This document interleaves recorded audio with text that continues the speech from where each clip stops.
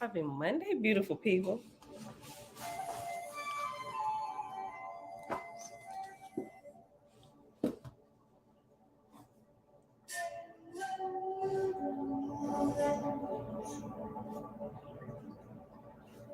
All right. Turn down my flute meditation music just a tad. All right, beautiful people. It is a new week. It is July the 10th, 2023. Yeah, 2023. Day 72 of year 5 of reading through books, laws, and prophets, and of the 5-year consecutive day count. It is day 1452. Today we're going to pick back up in a WASP with chapter 2 in the book of Fragapati, Son of Jehovah, on page 149. I'm just going to read one chapter, then we're going to hop back over here to the secret Nazarite scroll, officially called the Holy Megillah. And we're going to pick back up in chapter 28. Chapter 28 in the Holy God spell. We didn't finish this chapter. We started it Saturday. But we're going to pick back up on page 464 at verse 92. And it starts that next section with Yahshua and the elderly Yogi. So, Father, we thank you for the sweetness of fruits. Yes. Let's see who here this morning. Mom, shalom. Wait, my mouse. It's off. Is it not working? Oh, there we go. Mom, shalom, shalom. Nazarene, the scene, faith is grand rising, created gang, family lamb, y'all. Shayla, hey, cousin, shalom. Audrey, hey, sis. Sonia Jackson, grand rising, and everybody else here already hanging out in the background. Happy Monday to you. All right, so we're gonna get started straight away here. The book of Fragapati. In the WASP, chapter 2, page 149 at the top. Remember, when you have books that are split inside of WASP, you always go through and read the top portion first because it gives the heavenly account what's happening in the heavenlies. And then once you get done with the entire book, even if it's like 37 chapters, read all 37 chapters of the top portion. Then when you're done, come all the way back to the beginning of the book and read the earthly account. And then you move on to the next book. All right. Chapter 2, page 149 at the top. Sorry, all those notifications was going off. Okay. Fragapati and the council were deeply engaged in the sortive of an Orion arc through which the phalanx of Inahab and her constellation pass every 1,000 years. An Etherian region where the star Unhawachata was dissolved some 20 days agone and cut loose 30,000 million bound spirits wrapped in corporality by the chief of Vea and his band of Etherian gods who had drawn largely on the inhabitants of Full, a garden of Horeb and Fragapati's dominions.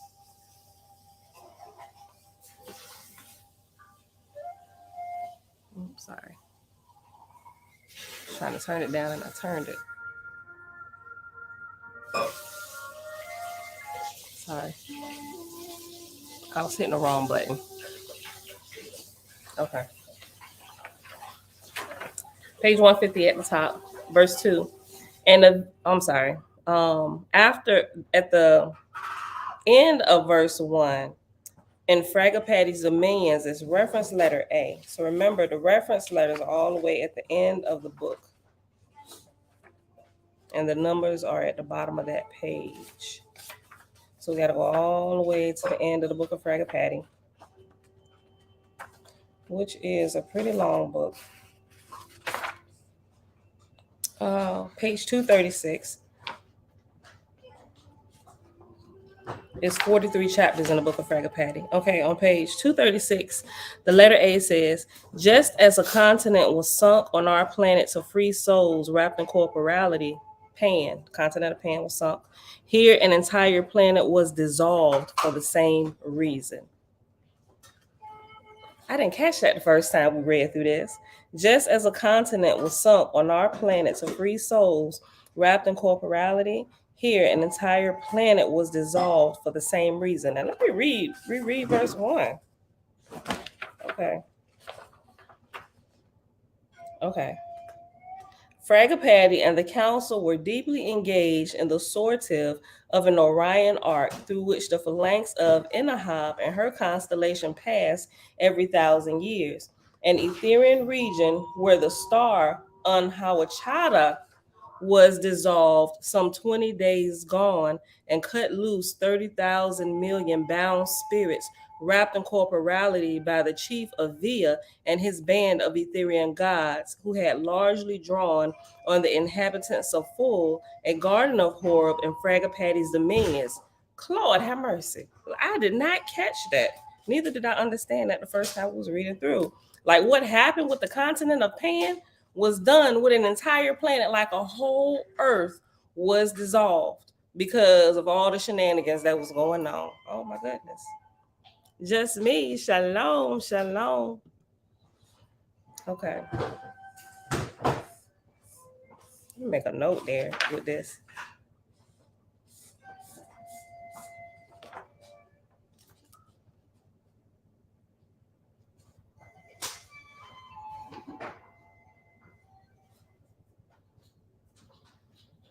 Dissolved like pan. Okay. It's interesting. Okay. Verse 2.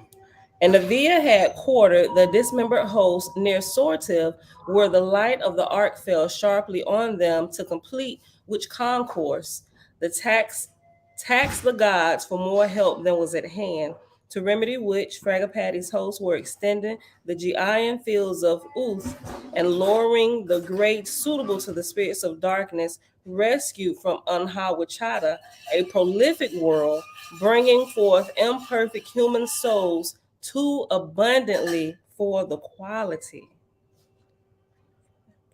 Human souls too abundantly for the quality. Okay. And Enahib was near at hand to pass the ark of Sortiv with her 100 stars, many of them larger than the earth, to 70 of which the inhabitants of Horeb would need to go as redeeming gods and goddesses for the dawns of Dan upon them, to apportion all of which Fragapati and his millions counsel to apportion all of which Fragapati and his million council had work on hand, so that not seriously the condition of the earth and her heavens weighed upon them. You know, and I hold on, y'all. And I thought I was being a little light or added to the.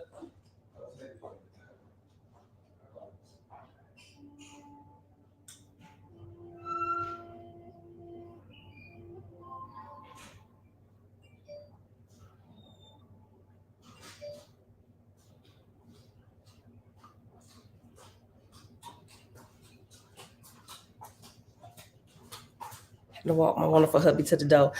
Okay, so apparently I made the coffee too strong. I like strong coffee, you know, but he ain't really a coffee drinker. For real, when he asked me to put on coffee, it's not because he really want to drink it. Sometimes he will, but he really just want the smell of coffee in the house, right? He grew up every day, mom getting up, making his dad's lunch. His dad worked at a factory, and he had this big thermos. He had this big thermos of which she would fill with coffee every single morning. So he grew up smelling it. He's like, something is missing in the house. It's coffee. So I goes out and get coffee. Yeah, we got coffee. You want some? No, I don't want that. Just in the morning. Just make sure it's on so I can smell it. I'm like, you ain't gonna drink none of it. Nope. I just want to smell it. And so I'm like, why? And that's when I found out that's many years ago. But I drank it now, but not as much as I used to, but I do. But he did actually get some today, and he said it was kind of strong. I don't know when he's gonna drink it for real. I like my strong, so I just make it according to how I like it, right? Maybe I should consider making it a little less strong. All right, y'all. Via shalom, top of the day, Tabitha. Creator does not grade on a curve. No, you got to walk through it, because if you're gonna have to go to remedial classes and make stuff up. They don't just pass you through. Not the creator school. They're gonna give you the lesson, but in another form and fashion, right? You still gotta learn the same thing, but in another form and fashion. Don, what's good, sis? Hey girl, hey. I hope you well rested. If not, girl, you know we always here and it's recorded. Get you some rest when you need it. Listen to me. Listen to your body, right? If it's telling you to sleep in every day, then you need to get that under control, right? But if you've been running hard and you know you've been lacking sleep and you're getting cranky, all these other things, listen to your body. Just slow down, listen to it, and go rest before it make you take your rest, right? I'm learning that in these days, right? So I'm slowly getting my corporal man under control. Like I had a whole war within myself yesterday, right? My mind said, you are not going to control this anymore. Right? Literally, my mind and my body was warring back and forth. And my mind was like, I am in control. You just sit back and shut up. Yes, it's every day. We got to learn how to turn over the reins to the one who is smarter, right? And as our spirit grows, our spirit knows what the flesh need to do to fall in line, right? Okay. Verse 3, page 150 at the top, Owaspi, Book of Fragapati. And Enahib was near at hand to pass the ark of Sortiv with her 100 stars, many of them larger than the earth, to 70 of which the inhabitants of Horeb would need to go as redeeming gods and goddesses for the dawns of Dan upon them, to a portion all of which Fragapati and his million council had work on hand, so that not seriously the condition of the earth and her heavens weighed upon them. But in 40 days' time, or in such a period as would be 40 days on the earth, a Tevet and his attendants, 20,000, with the arrowship of fire, returned from the earth and her heavens, speeding close to Absad, where the marshals received them and announced them to the council. Fragapati said, let a Tuvan and his attendants approach the throne.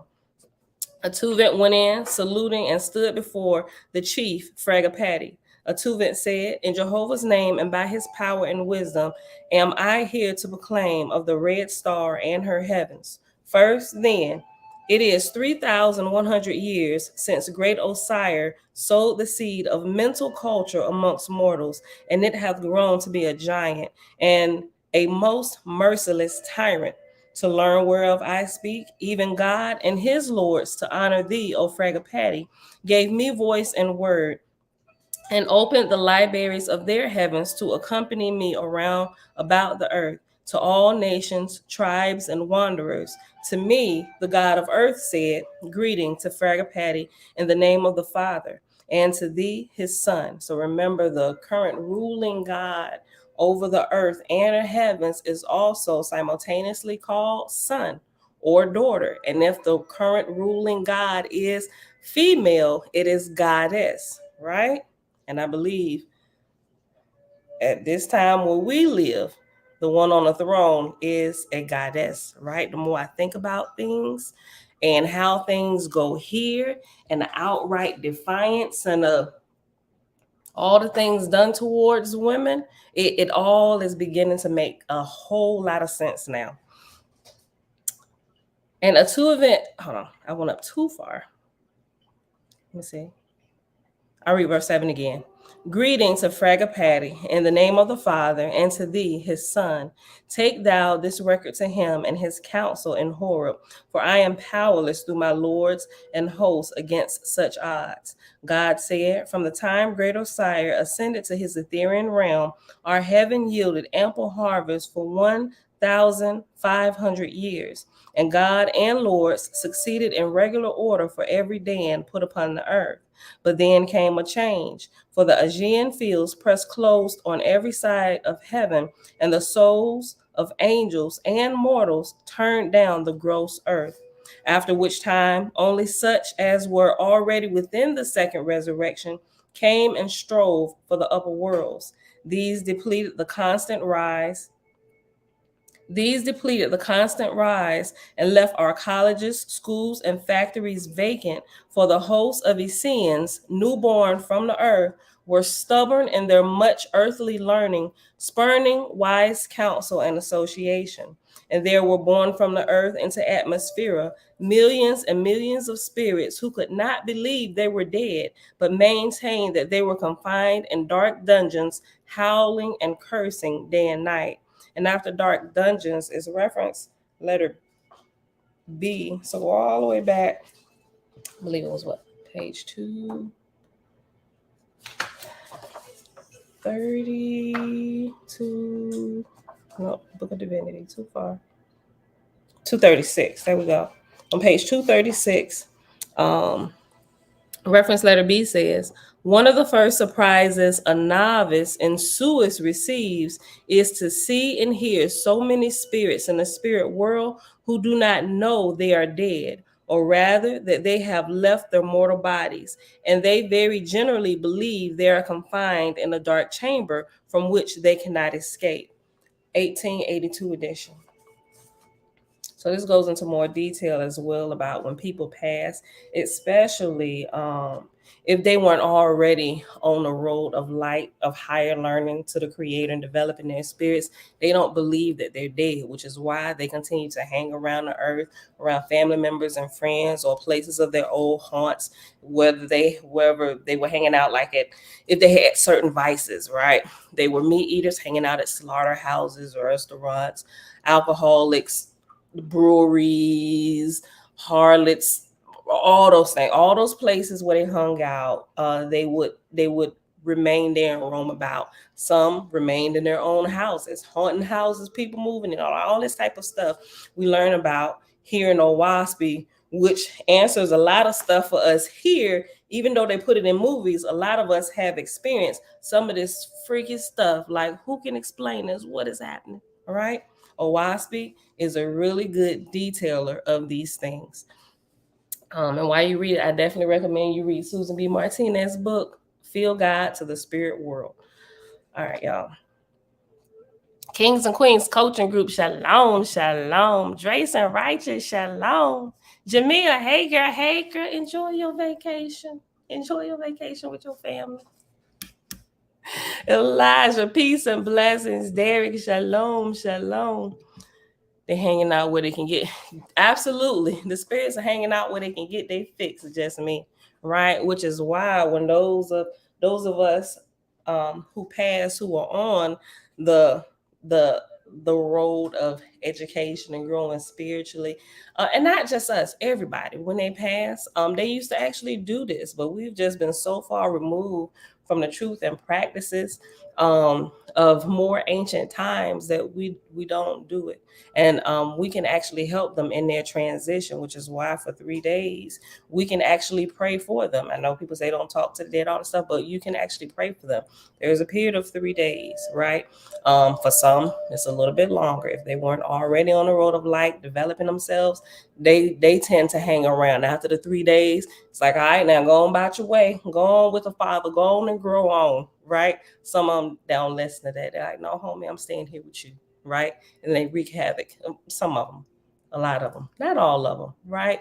But we're supposed to help them continue their journey on, right? Because they don't want to go because of family members, loved ones, friends, things that they love so much is here, and they don't want to depart from it, right? It's time to graduate. Go on from here. You will see us again, right? Elizabeth Weaver, hi Ray. Oh, it was just a little weekend trip. Y'all back? Well, I hope y'all enjoyed yourself. A little bit of time of rest and relaxation with the family, right? Anytime y'all can do it, take it. Do not neglect your own health and your family for anything, because when you begin to lose it, either one, you're going to realize everything has its proper place, and you're going to begin to triage your life appropriately, right? And you're going to realize all them things that you thought were so important were not. And a lot of things that we do for our family, we get wrapped up in it and forget about our family in the process, and you grow apart. And it's like, man, I'm doing this for you, but you've lost us in the process, right? So triage your life. Keep first things first: health, family, your personal spiritual growth, those are first things. Keep them first. Because if you don't have that, everything else goes to pot anyway, right? And when it goes to pot, you're gonna be wishing and hoping and praying that you have taken better care of those things. Because when people lose their health, I don't care how much money they got, they can be big balling. They give it all up just to be healthy again, right? And those who lose their family get all this wealth and millions. I don't care how much they try to cover it up with things. They have those moments, or those moments where they go to visit their children, or all of these things. They're gonna wish they had done things a little bit differently. So time to put our egos aside, right? The little bickering stuff that married couples do early on in life. It's a part of the growing and developing and becoming process, the two becoming one, right? You don't come into marriage and it's perfect. If you make it past 5 years, oh my gosh, you got hope. Right? And if you make it them next 5 years, all right, y'all learning to blend together. Y'all at least doing one thing right, right? Oh my gosh, if you make it to 15, and even still 15 sometime, it just depends on the background and how stubborn and how team player-ish you can be with your spouse, right? All of those things have to develop over time. If you're not developing those things, you're gaining time, but you're not developing and becoming one as a team, right? So ain't no point in gaining time if you're not growing, right? If you're not going to grow, what is it all for, right? But you have to be developing in the process. All right, y'all. So remember, keep first things first, right? All right, let me hurry up and finish with this one chapter. Okay.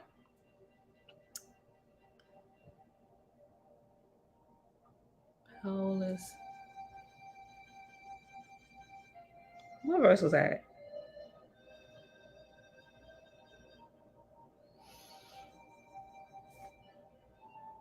Oh, I'm over here. Okay. Verse 11. And there were born from the earth into atmosphere millions and millions of spirits who could not believe they were dead, but maintained they were confined in dark dungeons, howling and cursing day and night. For the seed of corporal knowledge had taken root in the Ehuan race. They had learned the motions, names, and places of the stars, the moon, and the sun, and from these prophesied the affairs of nations and men, and duly marked out with maps and charts the destiny of things according to the dates of corporal births and movements, attributing to the highest central cause to the sun and stars in conjunction. I know, I'm finishing the chapter. Verse 13, and thus they cast aside all spirit, even Jehovah, reasoning that if the sun made winter and summer and grass to grow and die, so it ruled over animals and men. And so the temples built to observe the stars before men once fell down and worshiped Jehovah became the places of decrees to horrid deaths of all who taught or believed in spirit. And now rose a mighty nation on earth of Ehuans called the Parsi, and they ignored the decrees of gods and lords to build no city larger than 2,000 souls, forsooth, declaring the lords and gods to be but inspirations from the quickening power of the sun and stars, made dark and personal by the credibility of past ages. And so, in representation of the solar phalanx, or the solar system, they built Oaz, a sun city, which standeth to this day of 1,000,000 souls, sworn to make it the central governor over all the earth and all other places tributary and paying for its glory. And over Oaz they made a king and called him King of the Sun, Soki, SOQI, to him and his heirs, successors forever. And Oaz was embellished and adorned above all of the places that had been on earth, the fame of which spread abroad over Japheth and Shem and Ham, betwixt which it lieth centrally. So remember here, Owaspi teaches us that not only was Japheth, Shem, and Ham a different nations of people, not like a single person, like the Bible does with everything. It takes nations of people and combines them into one person and calls it a name. Like Noah, over in Owaspi, it's called the Ark of Noah or the Ark of Noah. It's a time period. Just like Yahshua is not a person, it's actually a place of rest and relaxation, a place of salvation. All right. So if you're not familiar with this, stick around for a while and listen to how the look at what word I want to use. Look at how history is told from this perspective. And Oaz was embellished and adorned above all other places that had been on the earth, the fame of which spread abroad over Japheth and Shem and Ham, betwixt which it lieth centrally. Its colleges became famous, and its observatories were of such magnificence that their roofs were covered with silver and gold. The mirrors and lenses were dark chambers within the towers. The mirrors and lenses and dark chambers within the towers were so constructed that the stars could be read as well in the day as at night, and the records of observation covered more than 1,000 years by men of great learning. But now, alas, Oaz aspires not only to be the central sun in knowledge, but in power and dominion over the whole earth. And so, from her ample treasures, she sendeth forth armies to conquer and destroy, to gather and plunder, to build still greater her magnificence. So Japheth and Shem and Ham run red with human blood, whereat I raise my voice to high heaven, that Jehovah would send deliverance for the souls of men. For the millions slain, whose spirits still lie on the battlefields in chaos, or madly fighting some unseen horror of hallucination, none can be persuaded to come to holier places in heaven, whilst the host of them rush madly into Oaz to find even their souls accursed by mortals. God said, so the heaven of the earth hath fallen to the earth, save the Ehines and the far off Ehuans, whose spirits my lords gather in and prepare for the after resurrection. But amongst the Parsi nation, none more believe the dead shall rise, nor that spirit is, but that with the mortal death there is the end, to which the king hath made a decree that nevermore shall man teach or preach of a heaven for spirits of the dead, nor proclaim a great spirit, a creator. And we clearly know some religions still teach this, that when you die, that's it, kaput, your light goes out. There is no more. You sleep forever. That is no further than the truth. What you're going to realize is you become more alive than you ever have been. And you can't die. So whatever you was running from, if you were running, or when you die, you'll realize life truly begins after we shed this mortal body, right? Let me read it again one more time. Verse 20. We're almost done. There's 28 verses in this chapter. We're going to pause at verse 28. God said, so the heaven of the earth hath fallen to the earth, save the Ehines and the far off Ehuans, whose spirits my lords gather in and prepare for the after resurrection. But amongst the Parsi nation, none more believe the dead shall rise, nor that spirit is, but that with the mortal death there is the end, to which the king hath made a decree that nevermore shall man teach or preach of a heaven for spirits of the dead, nor proclaim a great spirit, a creator. A Tuvent said, in such manner God disclosed the affairs of earth and heaven, now deadlocked in everlasting destruction, which things in fuller details I, with my attendants, beheld in every land and kingdom. And as we sat in Vibrage in the sacred circle, a light, a single star appeared before us, even at the throne of God. And from its center, the book of heaven fell, as if to send broadcast before mortals the plan and will of Jehovah near at hand. At this, God said, tell me, Ativat, thou that travelest across the mighty heavens and art stored with knowledge of gods ruling over other worlds, what is the signal of this light and sacred book? To which I replied this, O God, the time hath come to earth to prove mortals the things whereof the gods and lords have taught. History shall no longer be locked up privately with the chosen race, the Ehines, but it shall stand before both saints and sinners. Like, we are unlocking all heavenly secrets. The human race is at a stage and age where they should be able to understand these things. History shall no longer be locked up privately with the chosen race, the Ehims, but it shall stand before both saints and sinners. Thou shalt prove the resurrection before stubborn kings, the slaughterers of men, that they may say, not as the Ehims, we believe in the soul immortal, because handed down from the ancients, but because it hath been demonstrated before our eyes. So now we're the age where we can prove these things. And some of us have been testing and proving, right? And it's a part of school. That's what we do. It's science class. It's time to test and prove our theories, right? But some people say, oh no, y'all done got off, y'all in a cult. Oh, what you doing? That's witchcraft. No. Do you want to stay in elementary school forever? We don't, right? And even if you choose to, your body gonna grow, and everybody else gonna know something wrong with you. You ain't gonna be able to hide it for long. Thou shalt prove the resurrection before these stubborn kings, the slaughterers of men, that they may say, not as the Ehims, we believe the soul immortal, because handed down from the ancients, but because it hath been demonstrated, before our eyes. God said, how shall this be? To which I replied, not I, great God, can tell, for that department is not in my keeping. But this much I know. Thou shalt send Lewis. Remember, Lewis are the masters of generations, those that help develop the bloodlines of mortal men and women here on the earth, so that they can develop properly and hear the voice of the great creator.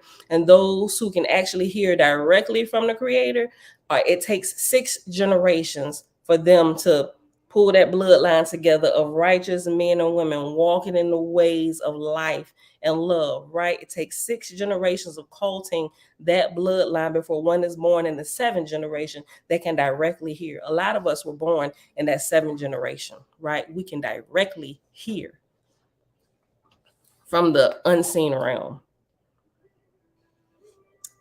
God said, how shall this be? To which I replied, not I, great God, can tell, for that department is not in my keeping. But this much I know. Thou shalt send Lewis into the city of Oaz, and they shall raise up a suis sargus of the 4th grade. All else leave thou till Fragapati cometh. God said, to reach the 4th grade will require 5 generations, which shall spring from the Ehim race, co-mingling with the Ehuns. Go then, O Atuvant, to thy Etherian home before the council of Absad, to Jehovah's throne, and say to great Fragapati, an heir to the light of resurrection shall be born ere the dawn of Dan of Horeb. Atuvant said, on learning these truths, I took my leave and rose and came swiftly back to thy realm. Fragapati said, it is well. In the time of the next dawn of Dan on earth, I will take a resting spell in which to fulfill Jehovah's plan on earth and in her heavens. So, saluting Atuvant, who retired, Fragapati proceeded with his counsel in the affairs of other worlds, making a memorandum of the time and place the earth should near the plains of Horeb in the Etherian worlds, some 200 years yet to come. And that's what we're going to pause at right here. We'll pick this back up with chapter 3 tomorrow. So let's switch on over here. Let's get back into India with Yahshua conversing with this elderly yogi. Secret Nazarite scroll, break it out if you ain't already got it. That's right? Easy, shalom. We must remember that false gods know how to twist the history of the creator. Absolutely true, Elizabeth. Okay, I think you was talking about. Oh, you were saying you went to Rehoboth Beach and back July the 3rd for the 23rd anniversary. What? Happy 23rd anniversary, Ray. You know what?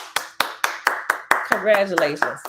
People don't make it that far a lot of days. This year, September, it'll be me and hubby's 22nd wedding anniversary. Hey. We planning our trip. Of course, it's going to be a family trip, and we'll probably take our anniversary trip a little bit later like we did last year. Our anniversary was in September, but we went to Florida for the family vacation at Disney World. Then me and him went to Hawaii in October.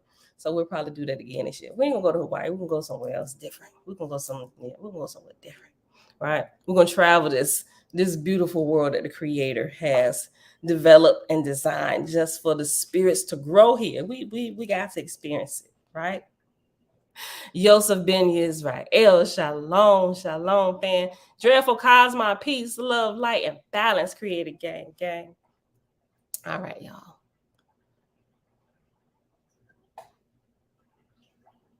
Remember that the Lewis get graded on the ability to raise up ones capable to hear. That's absolutely right. Everybody gets graded. We get graded here when you go on and you grow, whatever level you're at. There's a program for you to follow in order for your spirit to develop at that age and on that plane. You're also graded. And Lewis, yep, you're absolutely right. They're graded on how good they're able to raise up those generations, developing those who can hear the voice of the Creator directly. And not just, and you would, it's a given that if you're being developed to hear the voice of the Creator, you're going to hear everything else all the way down as well. So also in that, you have to learn how to decipher one voice from another, right? So a lot of us be hearing things from the spiritual realm and thinking God told me. No, God ain't told you, right? First of all, let's make a differentiation between God and the Creator. God may have told you, right? But if it's anything goes against the laws of the Creator, then it was a false God, right? You got to learn how to put those things in order. A, B, C, 1, 2, 3, right? So you got to develop your hearing. Don't just think you're going to wake up here and follow everything you hear. You might end up in jail or dead somewhere. I'm just telling you. Or fighting or breaking up your home. Like all of this stuff. Like seriously. All right. All right. So page 464. Holy Gospel, chapter 28, start at verse 92. Yahshua and the elderly Yogi. On the outskirts of Benares lived an elderly Yogi, a true wise man. Many of the people believed the old Yogi to be the wisest man in all of India. He lived in a simple hut near the city of an orchard. It was said that he ate only nuts and fruits. Look, in my development and this war over my flesh, right?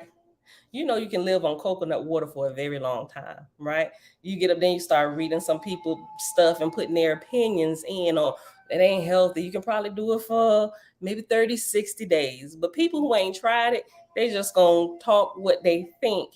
They're gonna gather information without testing the information. So I was like, there has to be somebody that's tested this. And I found a man, right? Found a man, an Indian man, matter of fact, who has tested this principle, and he's lived on coconuts for 24 years alone. Only coconuts. He a little skinnier than what I would want to be, right? But he's probably that, well, not that skinny, but he's strong, right? He's strong. Fresh coconut meat, right? He eat all not the outside of coconut, right? But he drinks the water out of it, and he eat the meat on the inside of it. That's all he's consumed for 27 years. He's older. He's like almost, he's in his 60s, right? His mind is clear. He can speak very articulate when he hold conversations. And not only that, right? He is still coaching a team of boys who are running track, and he's training them to be champions. And he don't just stand out there and coach and tell them what to do. He is out there when they running these drills. He runs every single drill with them. I'm like, this old man putting these young boys to shame. The boys that got the meat on their bones, looking nice and like you've been eating from the, well, not from the king's table, but you know, young boys well put together, you know, exercising, all this testosterone, meat all in the right place, filled out. He is out doing all of them. I'm like, why we make so many excuses with our lives, right? This man ain't got one pain in his body, clear minded. A lot of us, oh my God, we forgetting stuff because of the food and stuff we putting in our body, not getting enough. So like all of these things. And that's the war I was having with myself. I was talking about earlier in the video. That's the whole war that I was having with myself yesterday. My mind said, shut up, body. You will no longer rule our life. Like seriously, I had to do it. Cause I mean, listen, I'm gonna share with y'all. I don't want y'all to think something happened, because I'm gonna start decreasing corporal flesh volume, right? My face and stuff gonna start getting smaller. And at the 4-day mark, the hunger pains and stuff start coming back. Girl, that's enough. You did good solid 3 days. You made it, girl. You made it past 3. Go ahead. We'll just do it in cycles. Shut up, Pam. Keep going, right? And so I had to motivate myself by looking and watching these things. So I realized I learned something from my last couple long fasts, right? And I would just say that inspiration said when you fast next time, use coconut water, right? Learning a little bit more about the body, amino acids, and how we thrive, all these different things. Did a little bit more educating myself, right? So I'm like, okay. So now the tiredness, all of that stuff, even though you do go through like a detox phase a little bit when you're first starting to fast, that's normal when your body is detoxing. But then the energy kicks in if you stick with it, right? Because fasting 3 days is long enough to get things start going at detox, but it is a really bad place to start health-wise. Now, I'm not a medical doctor, and you should go do your own due diligence, right? I got to say that. Just the thing, just in case I randomly start talking about this. That's why there we go, the medical disclaimer. This video is not intended to be a substitute for professional and medical advice, diagnosis, or treatment, right? Y'all get it? So, but what happens is that's a really bad place to stop your fasting, because now you done worked up all these toxins, which is ready to be pushed out your bloodstream. But if you just stop right there and don't continue flushing with the water, coconut water, whatever it is you're doing, it's like you brought up all the gunk and it's like floating around and got nowhere to go. And you go back to eating pizza and burgers and all this other stuff. And now you're going to make yourself sick, So for my last attempt at my longer fast, and starting and stopping and compromise, we're just gonna do 3 days. Like all of this stuff I had to learn, really getting pissed with myself. I'm like, girl, calm down. Learn about what's happening when you do this. So I figured it out almost, I think. I'm testing it. We're on another long run right now. I'm on day 5, so but it's good. My husband was like, wait a minute, you ain't ate, because listen, and I had to get past my husband's his so willing spirit to make sure that I am good, right? He'll go get the veggie sushi and all this stuff. Like, I didn't even tell him I was fasting, but I kid you not, it's something I've tested. When you choose to fast, you ain't got to tell nobody, not even your spouse. But what's going to happen is the unseen spirit realm know you fasting. Let's see how serious you are. Babe, let's go out to eat tonight to your favorite place. So they just happen to stop and bring your favorite dish home. Oh my God. Like when I was in the military, every time I wanted to fast, that was the day they decided to do the freshly baked donuts. Like, I ain't telling nobody I'm fasting on the ship, but that is my weakness. When I try to fast, it comes out, or you at work, somebody bringing Krispy Kreme, everybody, I'm treating today. Fresh baked chocolate chip cookies. Yes, Pam, sit them on your desk. I know you love chocolate chip cookies. There you go. Oh God. It is the devil, I tell you, he is out for me. I ain't told nobody. It just pops up, right? But those are opportunities to grow, opportunities to say no and continue to grow, right? If we can't get past that, you gonna have to, when you start, you're gonna start right there, right? So I had enough time realizing that this is gonna happen.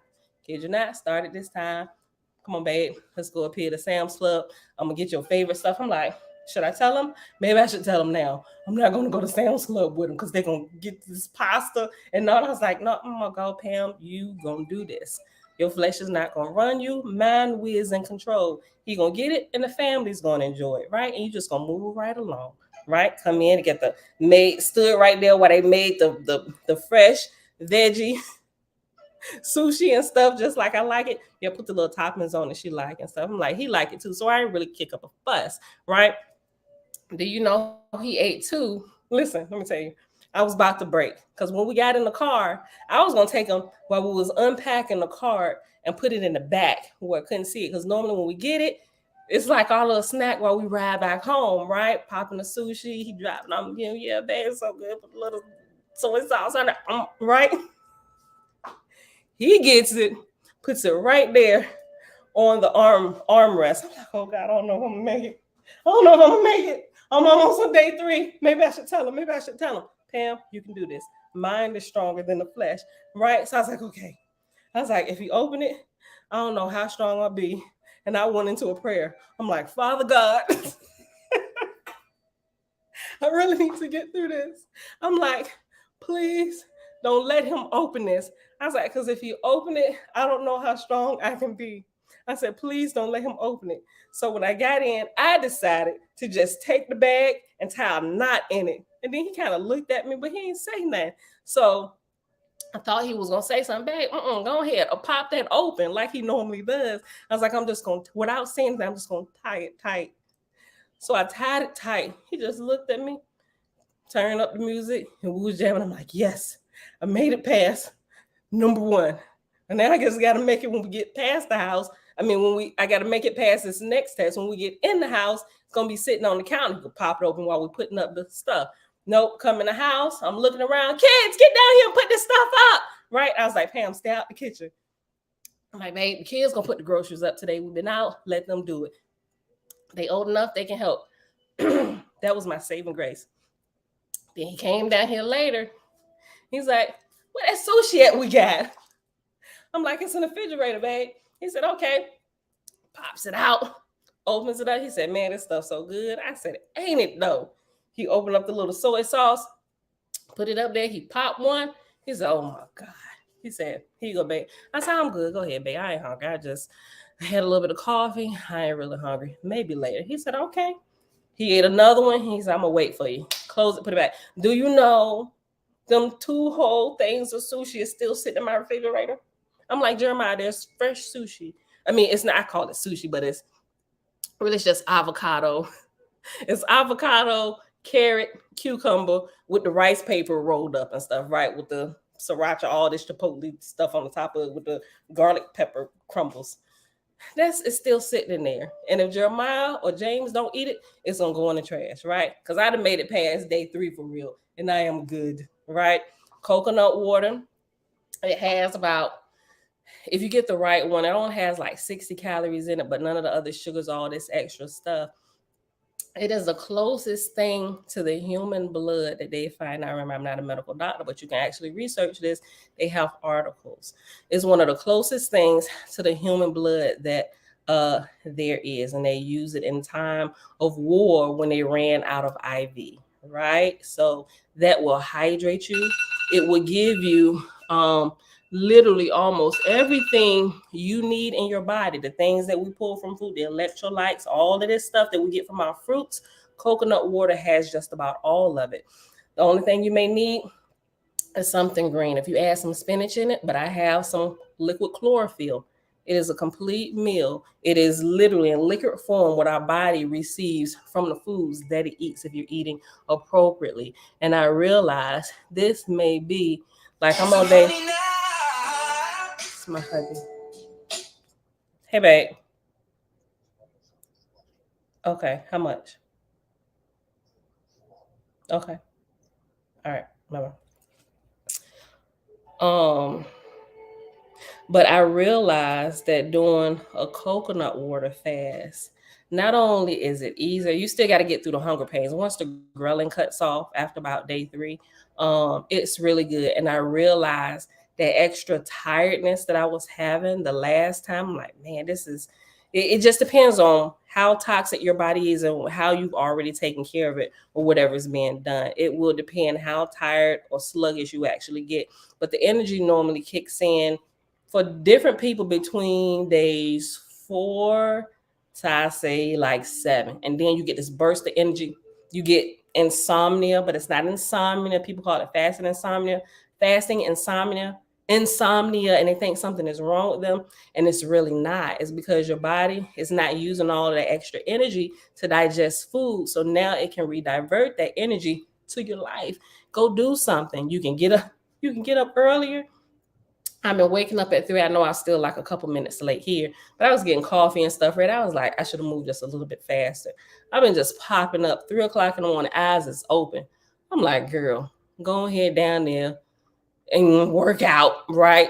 So take it a little bit slow. But the coconut water, it does, like I said, have like 60 calories, depending on which one you get or whatever, which one you like the best. I like the Taja fresh coconut water, which has an expiration date, right? It's the closest thing to the fresh young coconut. The other coconuts that can sit on the shelves and don't expire for like a couple years, I would reconsider those, right? As fresh as you possibly can if you can't get the young fresh coconut, right? But I just really look forward to the rest of this, right?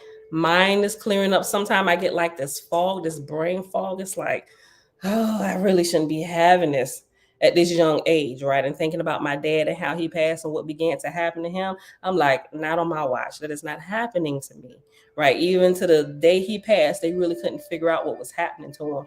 Signs of dementia, all these different things happening. When dementia happens, I'm not a medical doctor, but from my understanding and research, what I found out is people who start experiencing dementia are very much dehydrated, right? And the mind can't process like it normally would if everything was well hydrated, the blood was being constantly cleansed. You have to hydrate yourself, right? If you I would say water. Use water in conjunction with H3O, the fresh fruit juices, not the ones you buy bottled up in the store. Fresh fruit juices, H3O2. It will hydrate.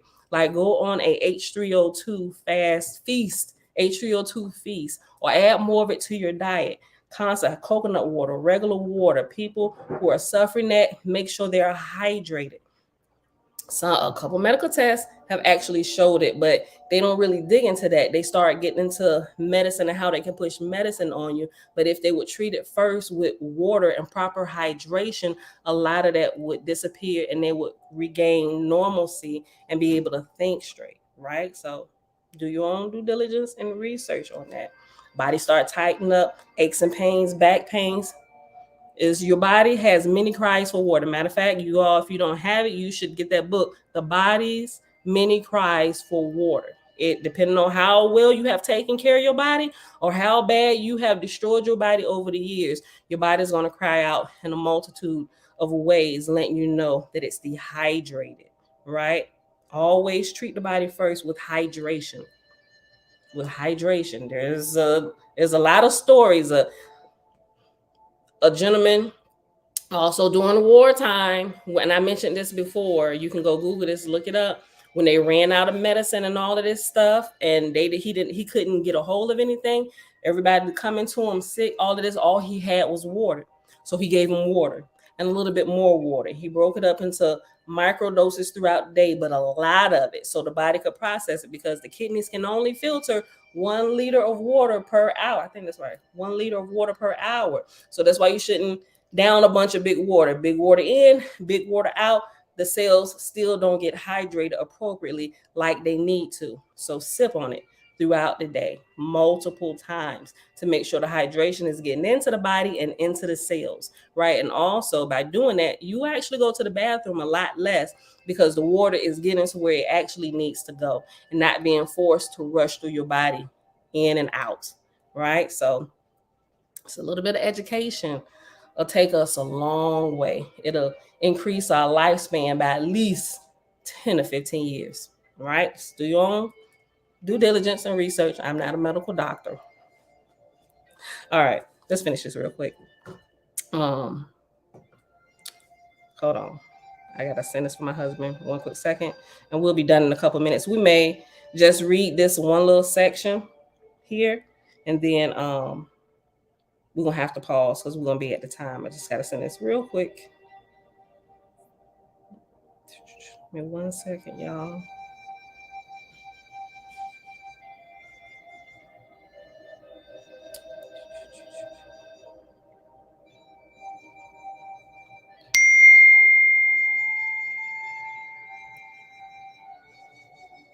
Done. Done.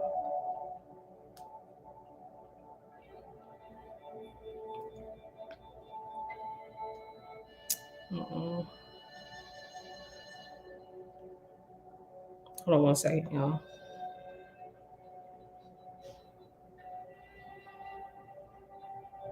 Here, there, here.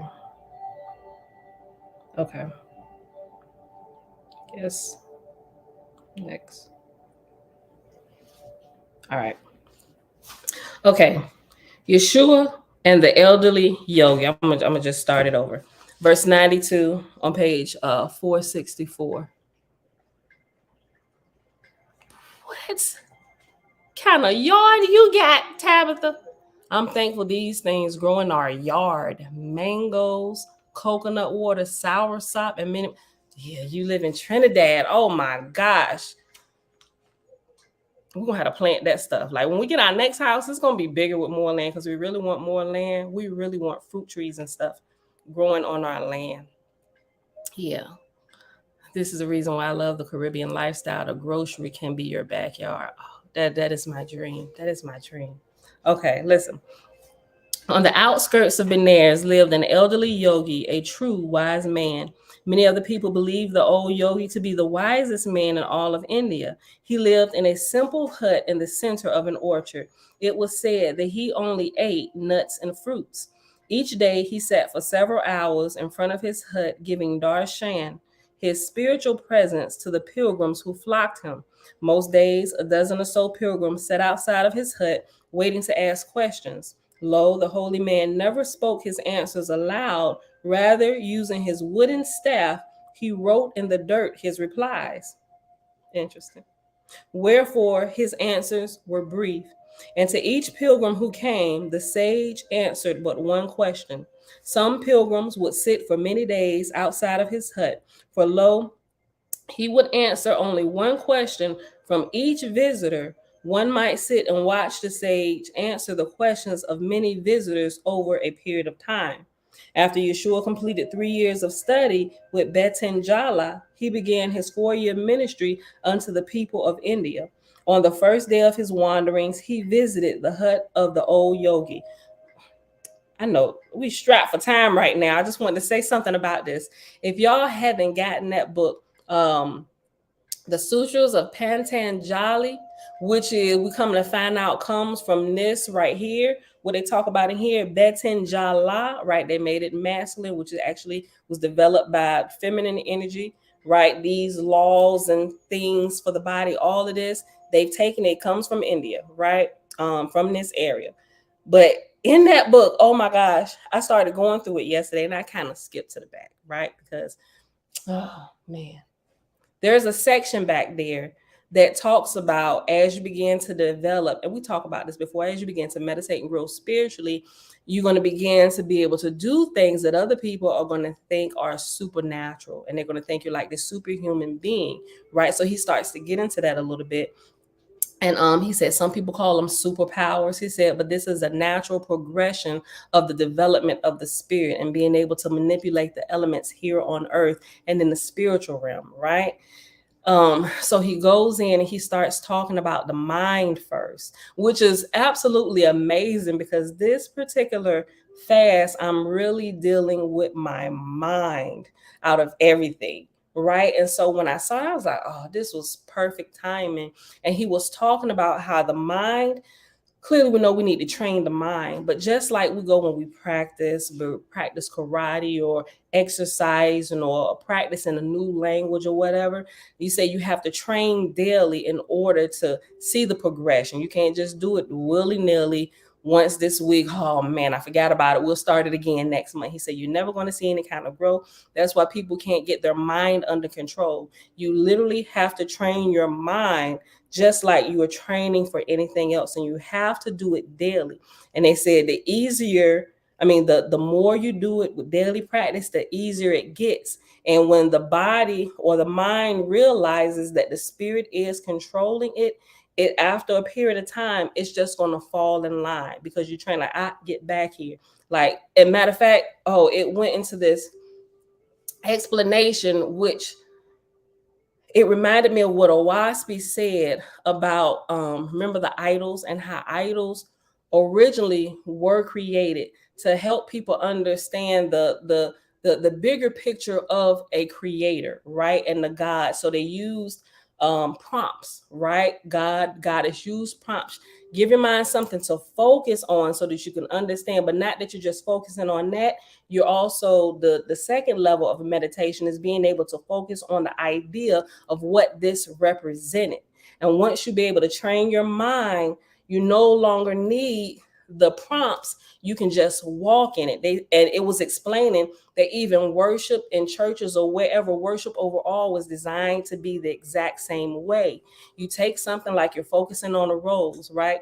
Yes, this is a rose. First up, focus on the rose. Keep your mind focusing on that rose. Meditate. Start with 5 minutes and build it up. Now, what we want to do when we see the rose is, what does the rose represent? The fragrance, how it grows, the whole theory behind the rose, what it does and its purpose. So instead of just staring at the rose, yes, this is a rose, now you begin to move more into the abstract, the thing you can't see, which is what this is about. Now you focus on that while you're looking at the rose. So you train your mind by giving it something to look at, right? Just like when you praying in tongues or chanting, you're giving your body something to do while you're meditating to bring it in line.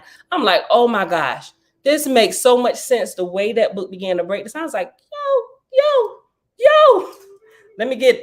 Okay, they actually mentioned it in here.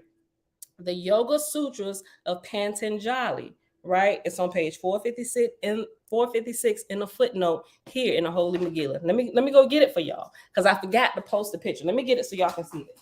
I gotta go upstairs.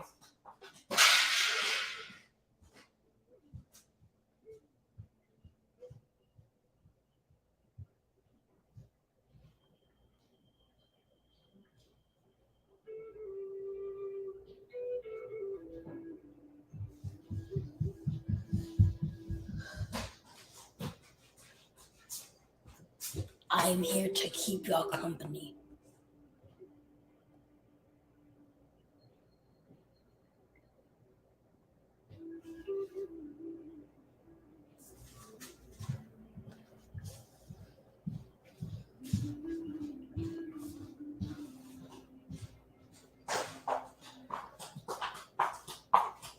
She's back now.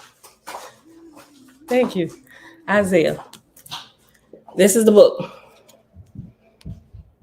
The Yoga Sutras of Patanjali. Matter of fact, since I went to get it,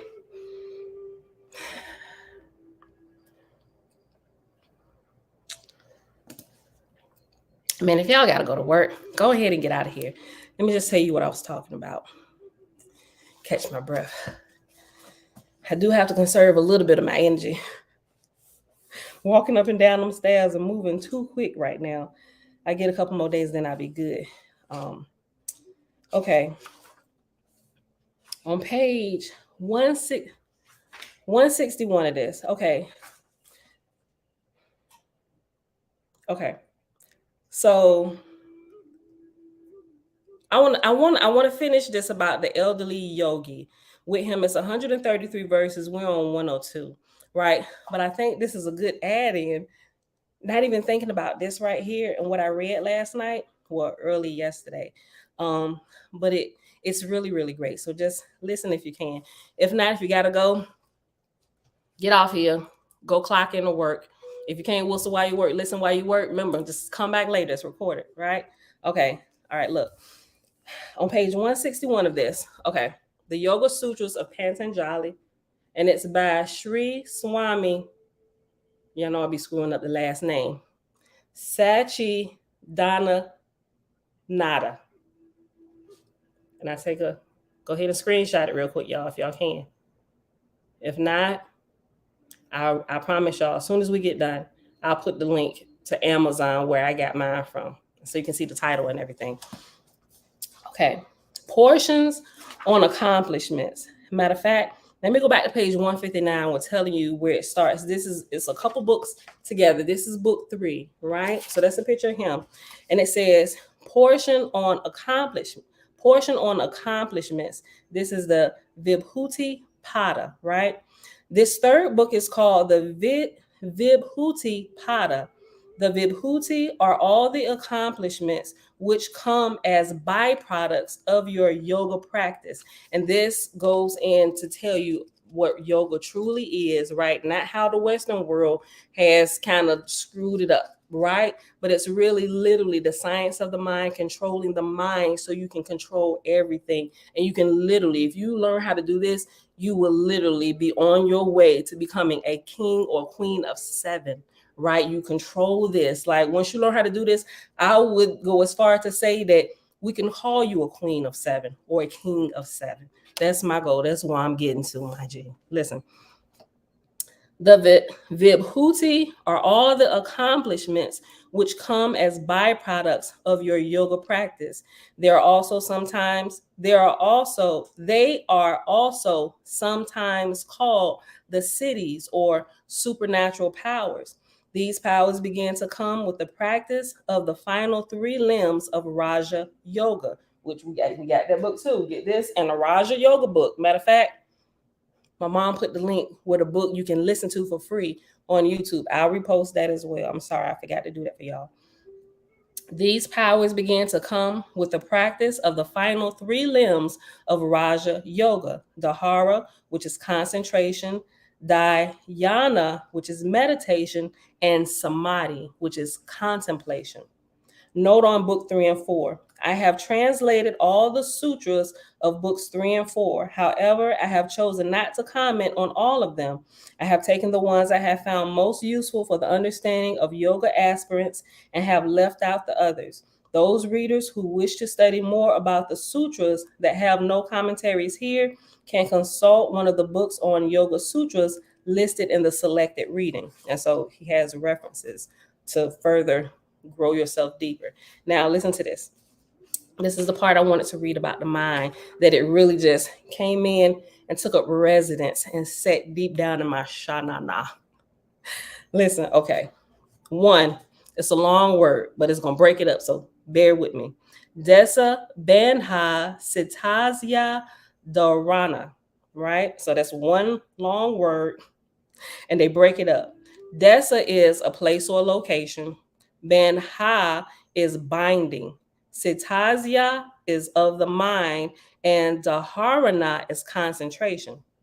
When the sitam or the sum of the mind, when the sitam, Cittam, when the sitam or sum total of the mind is being bound by one thing or bound in one place, it is in the Dharana, which it is in the Dharana. Excuse me, I mess these words up. In other words, in the Dharana, you are training the mind. It is the beginning of meditation. Concentration is the beginning of meditation. Meditation is the culmination of concentration. They are more or less inseparable. Normally, we see our mind running here and there. When we try to fix it on one thing within a fraction of a second, we see it somewhere else. Imagine you just want to fix the mind on a beautiful rose. The best practice would be to keep a physical rose. What are my props? To keep a physical rose, that's where I got this example from.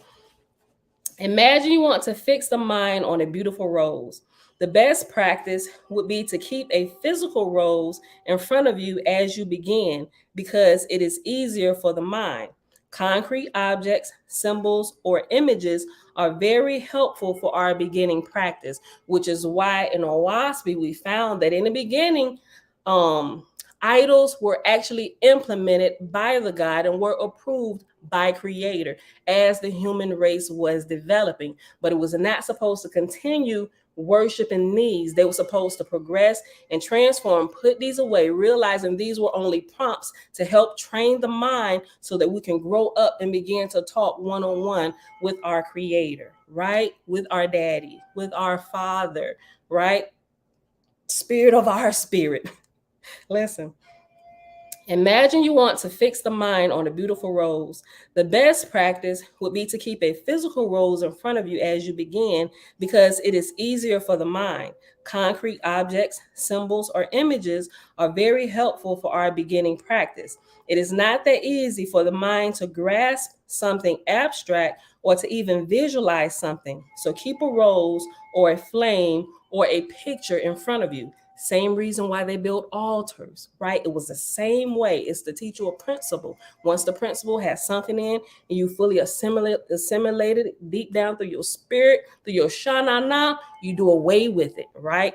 And that's the point where we're at. We're trying to help people do away with the idols, do away with the altars, do away with all these physical things. It should be a part of us now. We don't need to get down on our knees and pray. We should be able to whistle while we work, walk and pray, be in constant communication with the Father, not taking time, stopping, make sure we're facing towards the east, thing that none of that, right? They're still in idol worshiping mode. They have not progressed to the next level. This is what we're supposed to be doing, is progressing to the next level, getting rid of all the idols. You don't need them. Even those being born now, you don't ever need to teach them that, because they're being born at a higher rate, a higher level of understanding, even spiritually now. So by teaching them these things, you're actually causing them to go backwards. There's a time and place for everything. This time for idols is no more, right?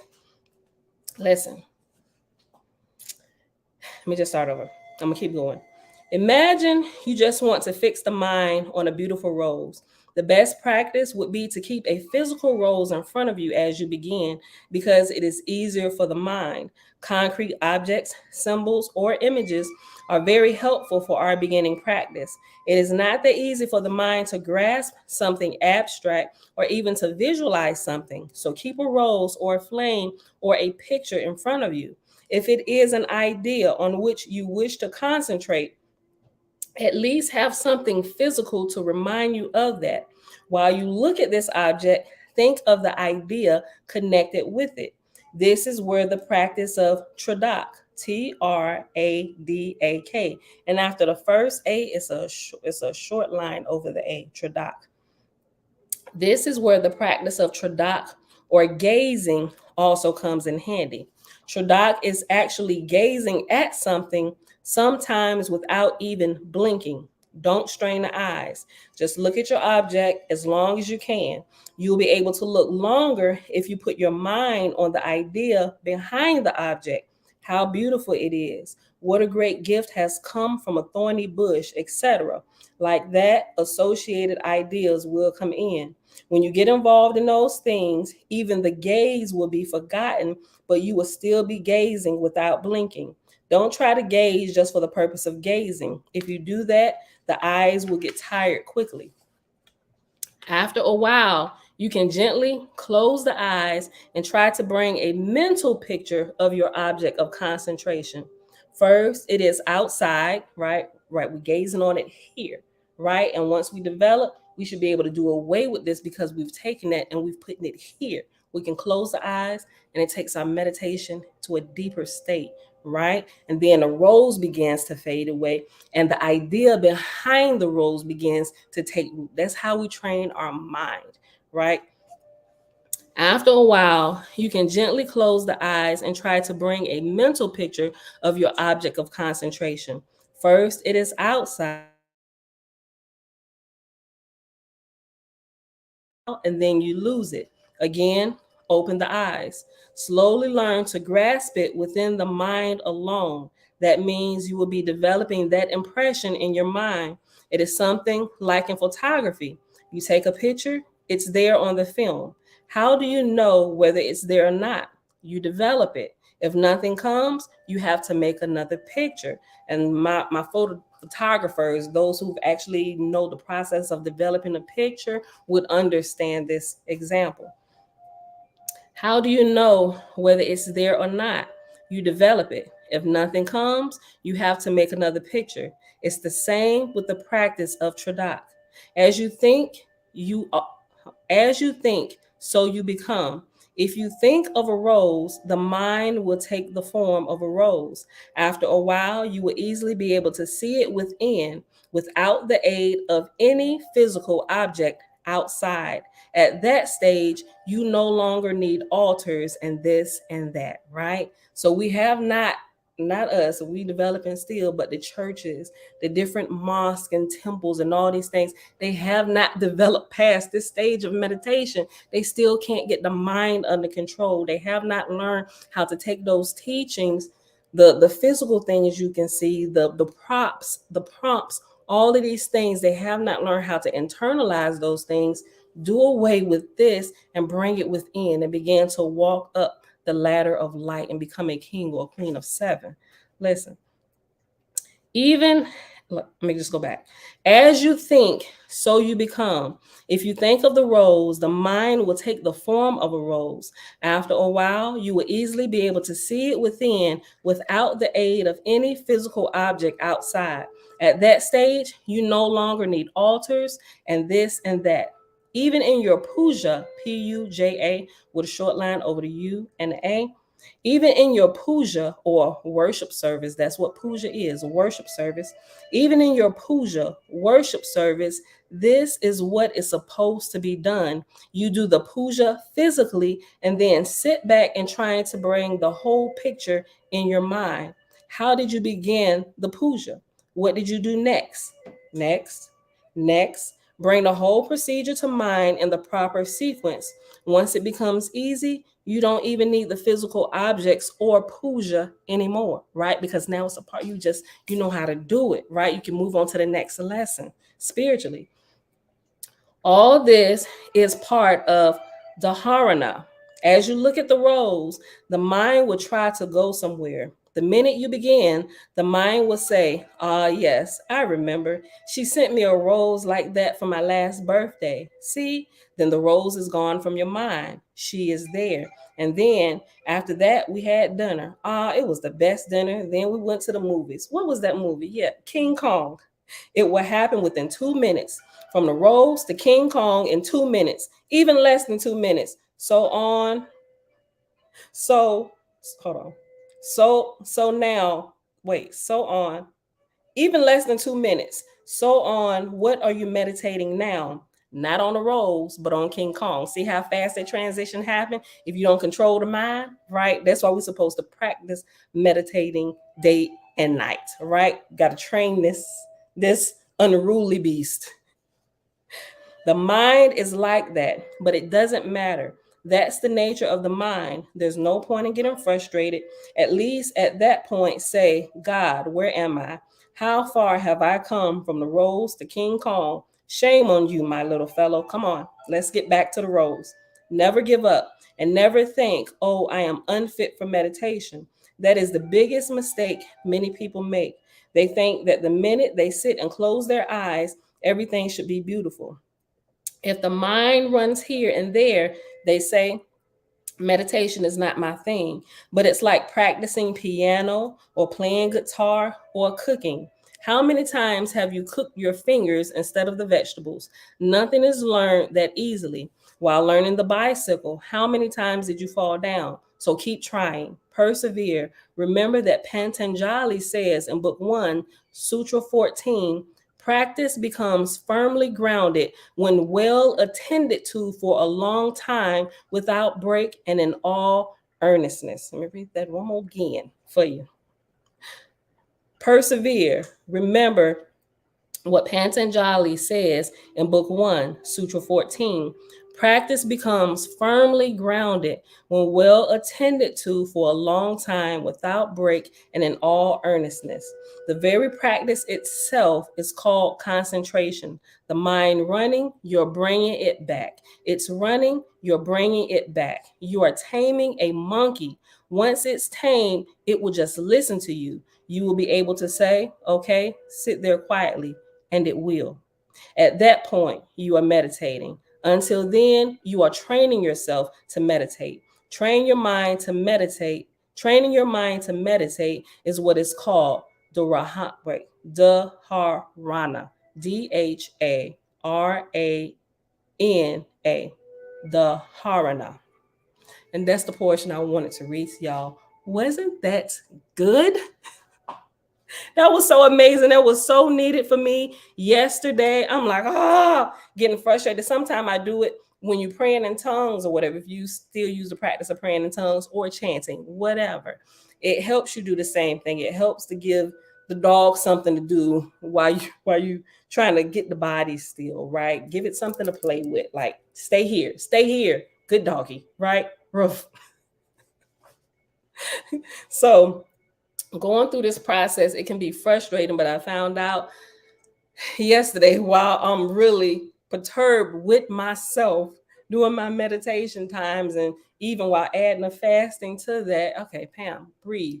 This is natural. It's supposed to happen this way. It's practice, right? Listen, remember the other day, last day we was here and Isaiah came down and we was talking about Tiffany had said, what is truly a gift? We have to define gift, right? So remember that whole spiel? Okay, so I agreed with Isaiah that I would give him a gift of $10 if he would practice his writing. I don't want to enable him just to be game playing all day while not developing his spirit and his physical skills, right? And so we homeschooling, we have to work on his penmanship. So I was like, you write 2 pages of this. And I wrote down what I wanted him to write, right?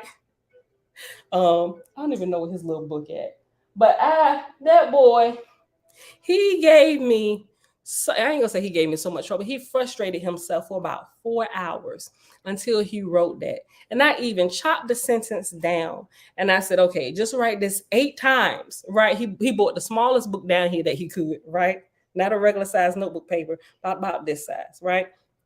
Probably about the size of this book. So I gave him 8 lines. I put 3 spaces in between each number, 1 through 8. Right, this was long sentence about practicing and repetition. And the other sentence I ain't mess with. It says, I have amazing confidence, right? And so he complained, oh, why I gotta do this? I'm writing all big. I said, that's what the lines are there for. Why are there lines? Why do I have to write it in lines? I said, because it acts as a guide to keep you, so you're not all over the place. If they didn't give us lanes in the road, people be all over the place. It's a safety net for you and for others. Like if you're trying to convey a message, we don't know how, if you're writing all over the page, we don't know. So they give us a proper sequence to be able to do things. And the lines are your guides. Stay in between the lines. So he using 4 and 6 lines. I was like, first of all, go on erase that, because you're gonna do each one individually. I'm saying you don't have to, but if you want the $10, then you do have to. This is what I require for you to get the $10. Y'all, I kid you not. I actually recorded him. Matter of fact, look. Oh, my monkey is a busy fella. I should be practicing hourly. Listen, hold on. I recorded him. I ain't gonna let y'all listen to the whole thing because it's about 3 minutes long. But I wanted to let him listen to himself on how much trouble he gave me about this. Look, hold on. It is not that hard. It is not. What I gave you was 2 sentences. The first sentence you need to listen, and I'm only making you write it 8 times. It's 8 times. Why didn't you do 5? Because practice makes perfect. You want the $10. You write it. You got 2 sentences to write. You got 2 sentences to write. 8 times each. And they're really short sentences. No, they're not. Listen, the first sentence is, I will practice until I am perfect at what I do. The second one is even shorter. I am oozing with confidence today. All of this is hard to do. No, it's not. Why did you have to do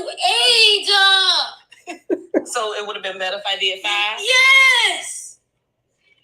So if I do 5, that means your $10 I can reduce to $5, right? No. Oh, well, listen, we got to give a little. I don't want to do 8. Listen, you asked for $10. I'm going to freely give you the $10. I just asked you to do. Why did you draw letters and that? Because you don't write enough, and your penmanship needs to get better. Yeah. If I just give you the $10, you'll never get better at writing. You're just going to keep asking for $10 and $10, and then I'm going to become the problem. And your writing is not going to get better. So if you want $10, I figure I'll let it be a reward by you getting better. You should be rewarded for developing yourself, right? Right? Moaning in the background. You will have a higher level of proficiency. Your writing becomes clearer. People will be able to understand what you're writing. You will be able to understand what you write. Oh, I don't understand my stuff.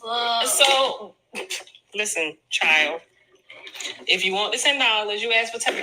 I said I will give you the $10 when you practice your writing.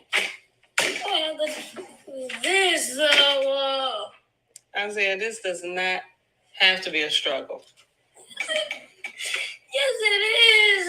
You keep getting long words and everything. Those are the shortest sentences ever. No, they're not. Okay, I'll do this. Instead of writing, I practice until I am perfect at what I do. Let me get a different color. I want you to write this. Practice makes perfect.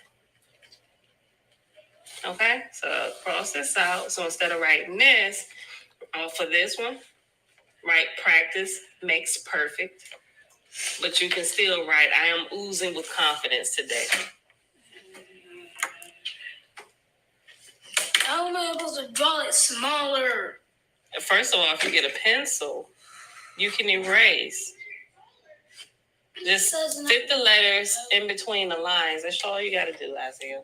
That's all you got to do.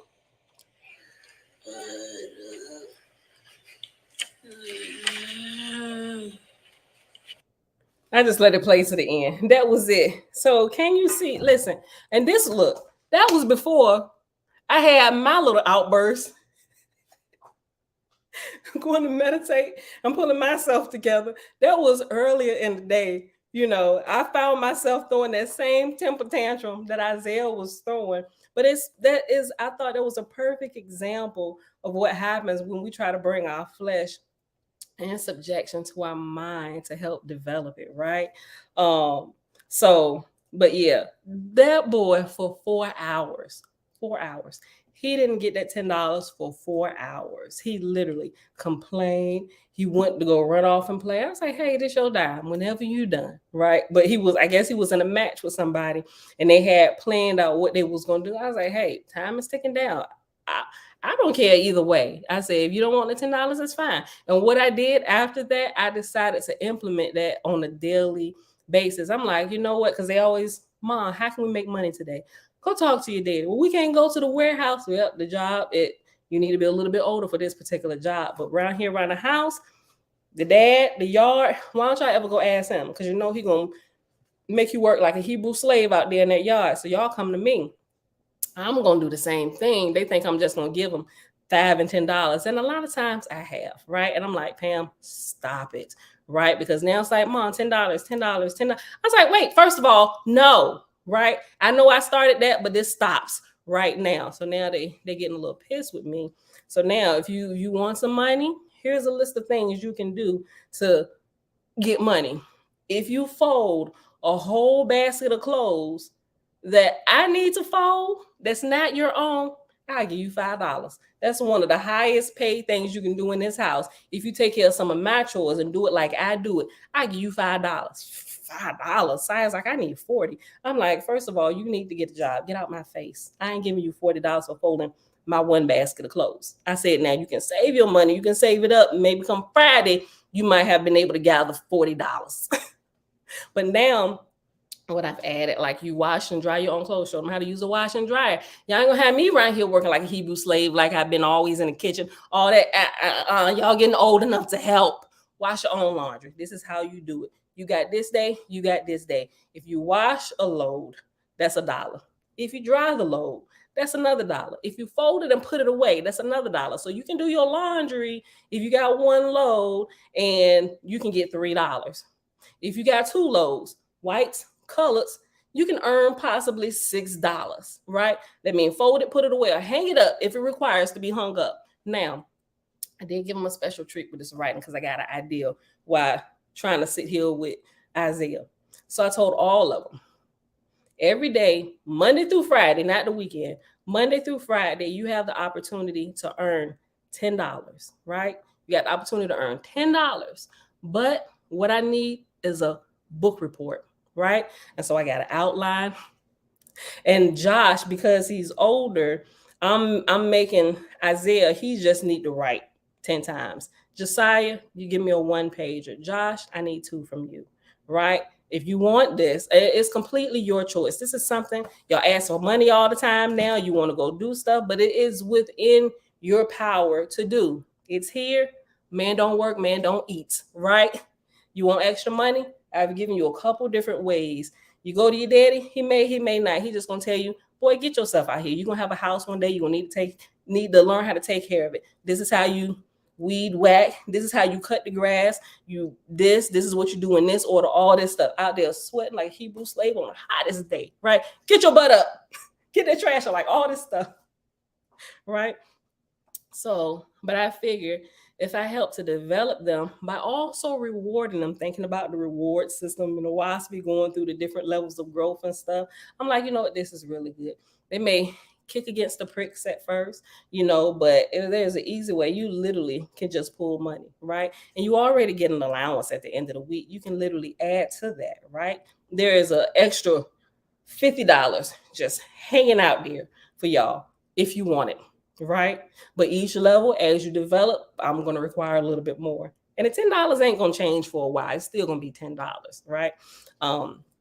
But yeah, so just like that, we got to learn how to practice daily, bringing all of everything under control. The very practice itself is called concentration. The mind running, you're bringing it back. It's running, you're bringing it back. You are taming a monkey. Once it's tamed, it will just listen to you. You will be able to say, sit there quietly, and it will. At that point, you are meditating. Until then, you are training yourself to meditate. Training your mind to meditate is what is called dharana. And that is where I'm going to pause. It actually goes on and in steps as you build, once you begin meditating how it's supposed to go. I highly recommend this, right? I'm going to tell y'all again, I ain't getting paid for recommending none of this stuff. Everything that I find along my journey that helps me grow spiritually, I let y'all know about it. I don't send y'all no links that I get commissions from or nothing. I send you the same exact link I purchased mine from, right? I'm not sure if they have this on PDF. I haven't even looked for it, but it's in my library. I remember when I was going through a lot of stuff in India, all of that, I came across this. I was like, oh, I need this. But I just kind of flipped through. Matter of fact, when I was going through the cities and I started testing some of the things, I was like, oh, shoot, that works. So I was like, I need to really understand what's happening here. So let me back off of this. I ain't going to try none of that because I don't want to be the astro projecting myself out my body and can't get back in. My husband think I'm dead. Like, let me slow down because this stuff works. I need to figure out how to operate this machine, right? My body. It's really good. That and this one.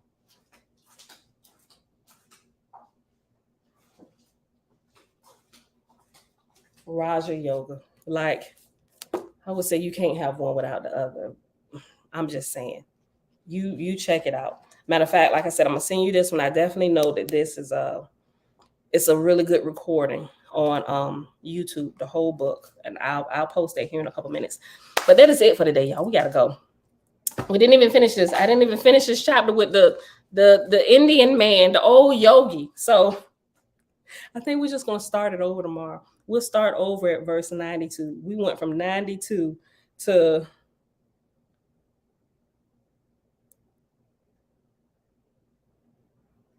I think 102. We went from verse 92 to 102. So we're just gonna start it all over tomorrow. But it'll be good. Now we got a little bit of insight from this. The Yoga Sutras of 10Jul2023, which is amazing, which actually comes from a more ancient, it's probably one of the ones that comes from this more ancient teaching, and that hasn't been watered down too much, right? So it's really still really close from what I understand. So, but it's good. We're getting this insight and can kind of read along with it. But anyway, y'all, that's it. We gotta go. Wrong one.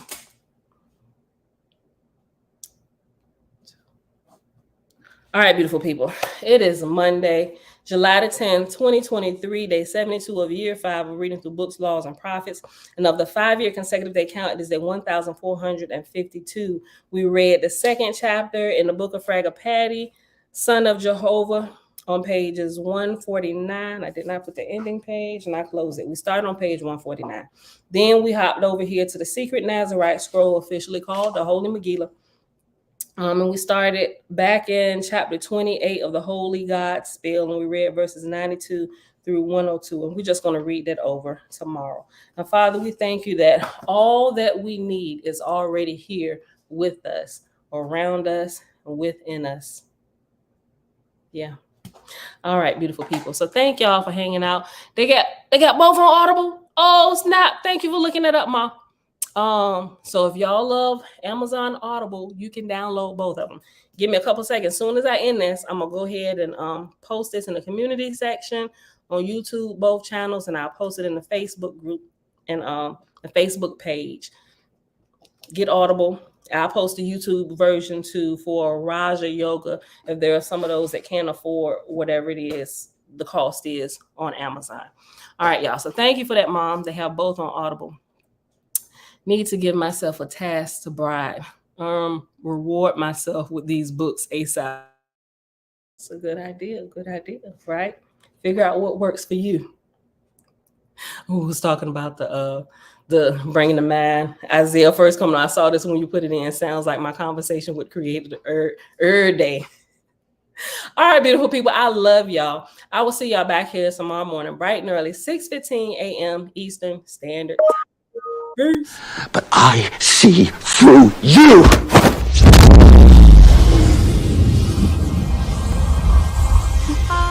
I'm from outer space. I got Milky Way for blood, evolution in my veins. I'm gold. I've been far away. I'm illuminated now, making What did you just do to me? I pushed your astral form out of your physical form. What's in that tea? Psilocybin? LSD? It's just tea. With a little honey. What just happened? For a moment, you entered the astral dimension. What? A place where the soul exists apart from the body. Why are you doing this to me? To show you just how much you don't know. Open your eyes. been dreaming about flying for a long time. I had a vision from the birds, they won't go sign. What's happening? This isn't real, this isn't real, this isn't real, this is... Dreaming about flying for a long time. I had a vision from the birds, they won't go sign. His heart rate is getting dangerously high.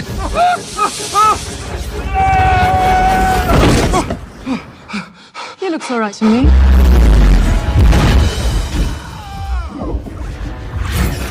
You think that this peculiar universe is all there is? I don't need gravity, I need What mysteries lie beyond the reach of your senses? Existence, mind and matter meet.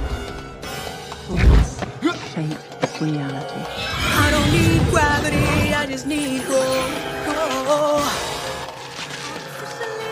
I'm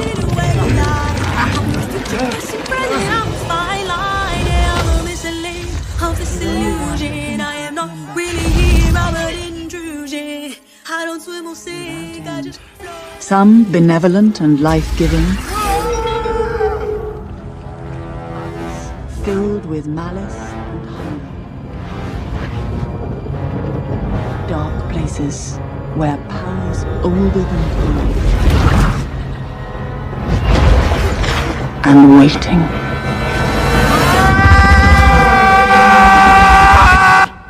I don't swim or sink, I just float. Who are you in this vast multiverse? I don't need gravity, I just need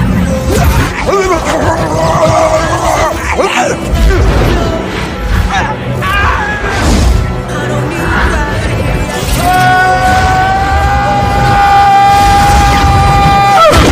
need gravity, I just need growth. Have you seen that before in a gift shop? I don't need gravity, I just need growth. Teach me. No.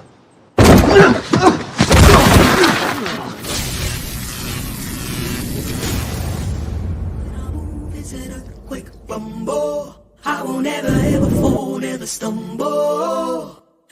don't need to be humble. Break down walls like Jericho crumble.